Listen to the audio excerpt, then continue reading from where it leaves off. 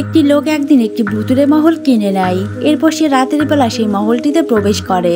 ভিতরে ঢুকে সে দেখতে পায় দুটি আত্মা ডান্স করছে। এটা থেকে ছেলেটি অনেক ভয় পেয়ে যায়। তখনই একটি আত্মা ছেলেটির সামনে আসে এবং ছেলেটিকে মেরে সেই প্রাসাদ থেকে বের করে দেয়। এরপর ছেলেটি বুদ্ধি করে এখানে একটি মুভির শুটিং করবে আর সেই লোকগুলোকে এখানে নিয়ে আসবে যারা তার বাবাকে মেরে ফেলেছিল। এর পরের দিনই শুটিং এর জন্য তাদেরকে সেই ভুতুড়ে মহলে পাঠানো হয়। ভেতরে ঢুকতেই তারা কাজের লোককে দেখে অনেক ভয় পেয়ে যায়।